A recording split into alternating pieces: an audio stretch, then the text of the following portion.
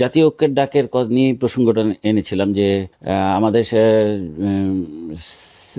সাধারণ জনগণকে একটা দানব রাষ্ট্রের বিরুদ্ধে আপনার দাঁড় করানো হচ্ছে, যেখানে আপনার সামরিক বাহিনী এবং সাধারণ জনগণের যদি একসাথে না যায় কোনো এই ধরনের বিশাল শক্তিশালী রাষ্ট্রের বিরুদ্ধে কিছু করা যাবে না। তো আমি যেটা বলছিলাম, গত 50 বছরে আমাদের সামরিক বাহিনী সব ডিমোরালাইজ কন্ডিশনে, কারণ অনেকগুলো কারণ আছে, যেখানে আপনার গত 16 বছরে আপনার ফ্যাসিস্ট সরকার যেভাবে তাদের নিজস্ব অফিসারদেরকে প্রমোটেড বা উপরে তুলে নিয়ে আসছে, এখন তারা ঠিক আগের জায়গায় আছে।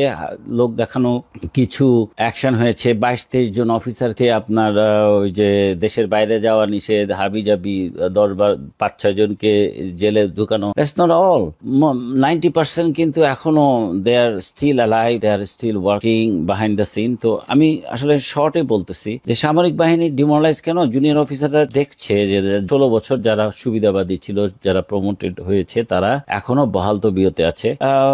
এই জন্য যে আমি 19শে নভেম্বরের একটা লাইভ করেছিলাম, লেফটেন্যান্ট জেনারেল শাহিনুরকে দায়িত্ব দেওয়া হয়েছিল, জেনারেল ওয়াকার আর সেনাপ্রধান, যে ডেপ্রাইভ যারা বঞ্চিত অফিসার, মেজর, লেফটেন্যান্ট, কর্নেল র্যাঙ্কের, এদেরকে প্রমোশন দেওয়ার জন্য একটা বোর্ড করা হয়েছিল। এবং সেই বোর্ডে প্রমোশনের আমি আগে বলেছিলাম যে উনি কিছু করবেন না, উনি খুঁজে খুঁজে বের করছেন কারা জামাত, কারা বিএনপি, কারা দাঁড়িয়ে রাখে, কারা আপনার কারো বাবা, চাচা, মামা কোনো যদি পলিটিক্যাল কানেকশন থাকে। তো সেই বোর্ডের রিকমেন্ডেশন লেফটেন্যান্ট জেনারেল শাহিনুর, আমি অনেক আগে বলেছি যে this man is not going to do, and General Walker just সবকিছু আইওয়াশ করতেছে, লোক দেখানো আর কি। তো সেই প্রমোশন বোর্ডের রেজাল্টও হয়ে গেছে এবং দেখা গেছে লোক দেখানো 5-6 জনকে প্রমোশন দিয়েছে এবং বাকি ধরেন অ্যাটলিস্ট আরো 100-150 অফিসার রয়ে গেছে আর কি, তাদেরকে আপনার প্রমোশনের জন্য রিকমেন্ড করা হয় নাই। তো এই জিনিসগুলো আসলে কিন্তু ধরাছোঁয়ার বাইরে চলে যাচ্ছে, কেউ তাদেরকে চেক অ্যান্ড ব্যালেন্স করতেছে না। এবং কিছু লোক, জেনারেল ওয়াকার মানে সেনা প্রধান, উনি কিছু লোক নিয়োগ করেছেন, মানে কাউকে দিয়ে বলাচ্ছেন উনি ফেরেশতা, কেউ বলছেন যে উনি ইতিহাসের সাক্ষী হয়ে থাকবেন, সবচেয়ে most criminal officer this person. এবং উনি সবকিছু গোছায় নিচ্ছেন এবং উনি সবাইকে ইনটেক অবস্থায় রাখতেছেন যে ইন কেস অফ ইমার্জেন্সি বা যে কোনো ক্রাইসিসে কোনো সামরিক কু হবে না, কিন্তু ষড়যন্ত্র হবে। কিভাবে? আপনার ডক্টর ইউনূসকে ডিস্টাবিলাইজ করবে, ডক্টর ইউনূসকে আগাইতে দিবে না, খোড়া করে রাখবে।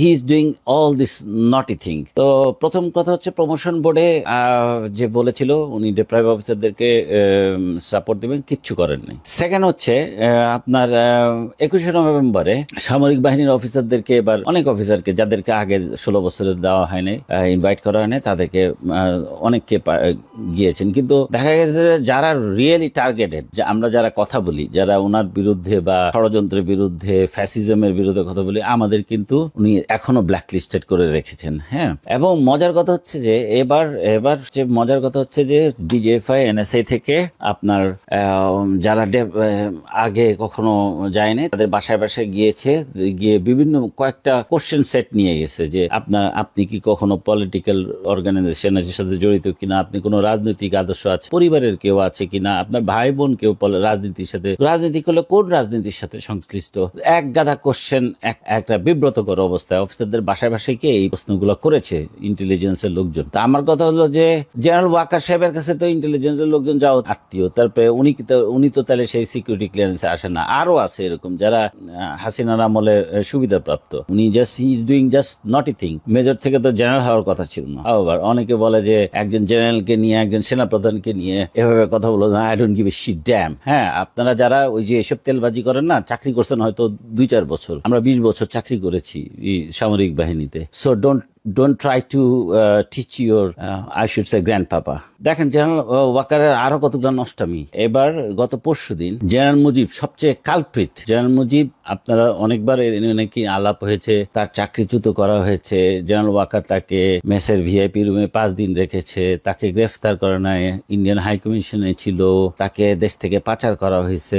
মোস্ট নটোরিয়াস জেনারেল, যিনি এসএসএফ এ ছিলেন, ডিজিএফআই তে ছিলেন, আয়নাগরের কর্তা ছিলেন, র্যাবে ছিলেন, হোয়াট এভার, এনএসআই, মানে ওনার বিচরণ এবং ওনার ওনার নারী ঘটিত কেলেঙ্কারি, যে শেখ হাসিনার সাথে যখন বিদেশে যেত তখন অনেক অনেক ঘটনা আমার কাছে জানা আছে। ওনার কতগুলো কেপ্ট আছে, হ্যাঁ, ওদের মহিলাগুলোর ছবিগুলো ফ্ল্যাশ করি নাই, ওগুলো রেখে দিছি বিমানে, কোন কোন কারা কারা ওনার পার্টনারশিপে পার্টনার থাকতো আর কি বিদেশে গিয়ে। বহাল তবিয়তে দেশ থেকে পাচার করে দিয়েছেন জেনারেল ওয়াকার। এবং সবচেয়ে মজার কথা হচ্ছে গত মঙ্গলবারে বাংলাদেশ সেনাবাহিনীর যে ক্যাডেটদের পাস আউট হয়, ওখানে জেনারেল মুজিবের ছেলে কমিশন পেয়েছে। মানে আপনি বুঝতেছেন যে যার বাপ একটা ক্রিমিনাল, টপ লিস্টেড রয়ের এজেন্ট, তার ছেলে সেনাবাহিনীতে কমিশন পেয়েছে। আরো এবং মজার কথা হচ্ছে যে ওই জেনারেল ওয়াকারের, জেনারেল মুজিবের আপনার 5 জন গেস্ট গিয়েছিল ভাটিয়ারি, চট্টগ্রামের ভাটিয়ারি পাসিং আউট প্যারেডের ছেলের।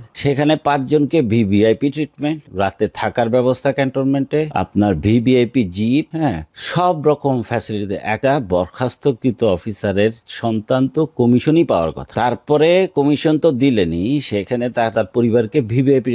আমি আমি আমি আমি হিংসা করতেছি না, আরে ভাই আমরা কিছুই করি নাই। আমাদের বউ বাচ্চার পাসপোর্ট বাতিল করছেন, প্লেন থেকে নামাই দিছেন, তারপরে বউ বাচ্চাকে কিডন্যাপ করতে গেছেন। আমরা খালি হাসিনার বিরুদ্ধে কথা বলছি, দেশের জন্য কথা বলছি। আর যারা ষড়যন্ত্র করছে দেশের ক্ষতি করছে, 12টা বাজাইছে, আপনারা তাদেরকে এখনো বিএপি দিস ইজ জেনারেল ওয়াকার। আর আপনারা বলতেছেন উনি এঞ্জেল। আপনি কি ডিজিএফএনএস এর কাছে এইসব তথ্য ছিল না? আপনি জানেন না জেনারেল ওয়াকারের, জেনারেল মুজিবের ছেলে কমিশন পাচ্ছে? আপনি সাপের বাচ্চা আপনি রেখে দিচ্ছেন, কে সুন্দর মতো বের করে দেন, ওই সাপের বাচ্চা বড় হয়ে আবার ফোনা তুলতে পারে।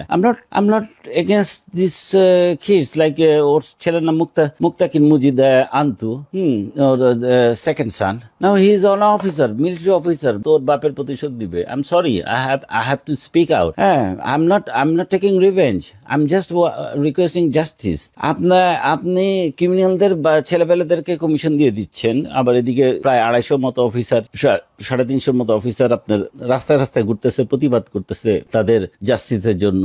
How funny, you are great sir. হ্যাঁ, you are the best chief in Bangladesh সেনাবাহিনীতে। ওই যে হাসিনার আমলে যতগুলো সেনা প্রধান দেখেন, সবগুলোর ক্যারেক্টার কিন্তু এক এক রকম। আর ওই যে কি বলে চান্দাবাজ, যে পাওয়ার প্ল্যান্ট ঘুষ খাইছে, একটা সেনা প্রধানের নাম বলেন যে এই লাস্ট 16 ইয়ার্সে একজন প্রধানের নাম বলেন যে ওয়াজ honest, serve for with the dignity. Second হচ্ছে গিয়ে আইজিপি মামুন, 2022 সালে আইজিপি ছিল পুলিশের, র্যাবে চাকরি করছে, এই সিআইডিতে চাকরি করছে, ক্রিমিনালদের মধ্যে একটা।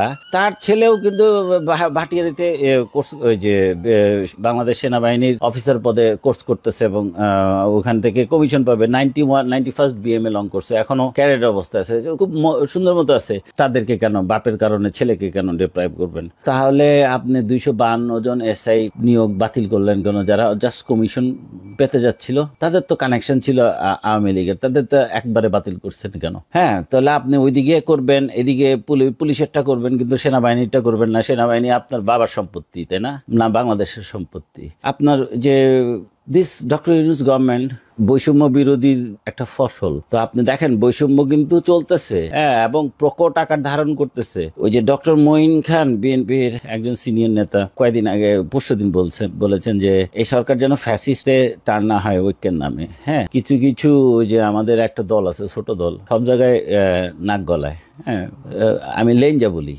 I'm sorry, you don't have to show so many things. আপনারা ক্ষমতায় যেতে চান, প্রপার গণতান্ত্রিক উপায়ে যান, ওই পিছনের দরজা দিয়া ওই আগের মতো 86 সালে যেটা করছেন সেটা করেন না। হ্যাঁ, এখন কিন্তু মিডিয়ার যুগ, বিএনপির কিছু পাইলে তো আপনারা মানে পাগল করে ফেলান। তো সেটা নিয়েও দেখি লাফালাফি শুরু হয়ে গেছে যে ডক্টর মঈন কেন কইছে যে ফ্যাসিস্ট রূপে বা স্বৈরাচারের রূপ না।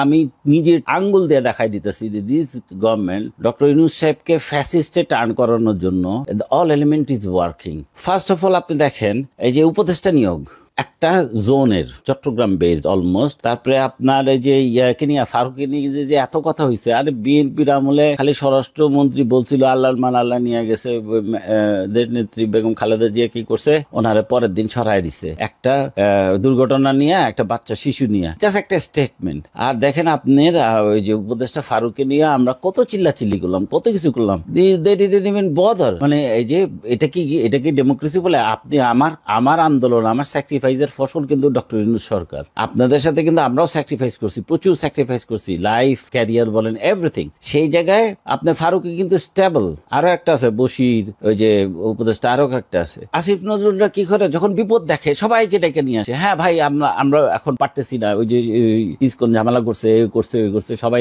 আসেন আন্দোলন করেন, পোলাপাইন আছে কতগুলা, রাস্তা নামায় দেন, মিছিল করেন। এগুলা দিয়া কিন্তু বেশি দিন ওই যে আপনার জায়েন্টদের সাথে পারবেন না। আপনার মিলিটারি মোরাল ঠিক করেন, ওইটা আস্তে আস্তে পরে। ডক্টর আসিফ নজরুল সাহেব আরেকটা কথা বলছে যে ইন্ডিয়ার সাথে ভারতের সমস্ত চুক্তি জনসমক্ষে প্রকাশ করতে হবে, সেই ঐক্যের ডাকের। আপনি প্রকাশ করতেছেন না কেন? আপনার তো প্রকাশ করতে একদিন লাগে। আপনি সবগুলা পাবলিকলি একটা ওয়েবসাইট করে দিয়ে দেন যে আমরা দেখি ওখানে কি চুক্তি, এবং বাতিল করেন। একটা আপনারা তো বিপ্লব সরকার, আপনাদের ক্ষমতা যে কোনো মানে ডেমোক্রেটিক গভর্নমেন্টের থেকেও বেশি। আপনারা চাইলে সবকিছু করতে পারেন। ইন্ডিয়ার সাথেও কিন্তু এক ধরনের আন্ডারহ্যান্ডে কাজ করতেছেন। তো আপনারা সবগুলা বাতিল করে জনসমক্ষে প্রকাশ করেন না কেন? ঐক্যের ডাক, সেটা ঐক্যের ডাক কতটুকু হবে? আপনার মিলিটারি মোরাল কিন্তু ইজ ভেরি লো, এবং জুনিয়র অফিসাররা আপনার যথেষ্ট অ্যাগ্রেসিভ মুডে আছে। ওরাই ফোন করে আমাদের জানায়, ওরাই আমাদের কিছু সব বলতেছে। সিনিয়রদের প্রতি যথেষ্ট ক্ষেপা, এবং ফিল্ডে দেখেন আপনার প্রায় 3 মাসের উপরে বেশি আপনার মিলিটারি ডিপ্লয়মেন্ট আছে উইথ ফুল আপনার ম্যাজিস্ট্রি পাওয়ার। কিন্তু কোনো রকম আপনার ক্রিমিনাল, মানে পলিটিক্যাল ক্রিমিনাল বলেন, দেশদ্রোহী বলেন, গ্রেফতারের কোনো নামগন্ধ নাই। জাস্ট বাইরে ঘুরতেছে ফিরতেছে, আবার রাতে এসে ক্যান্টনমেন্টে ঘুমাচ্ছে। এই ধরনের অপারেশন আমরা আমার 50 বছরের লাইফে দেখিনি। সো জেনারেল ওয়াকার সাহেব উনি সবকিছু নিউট্রালাইজ করে রাখতেছেন, মানে আপনার কাউকে কোনো কাজ করতে দিচ্ছেন না, এবং নিজের পারপাস সার্ভ করতেছেন। সো এইভাবে জাতীয় ঐক্যের ডাক দিলেই হবে না। আপনার মিলিটারিতে আপনার রিফর্ম যতক্ষণ না করবেন, এবং নিজেদের মধ্যেও রিফর্ম করতে হবে। উপদেষ্টা পরিষদ বলেন, পাবলিকের করেন, নাহলে কিন্তু আপনারাও কিন্তু বিপদে পড়বেন। আপনাদেরকেও ফ্যাসিস্ট ট্যাগ লাগানো হবে, বা আপনাদেরকে ফ্যাসিস্ট বলেও আমরা বলতে বাধ্য হবো আর কি।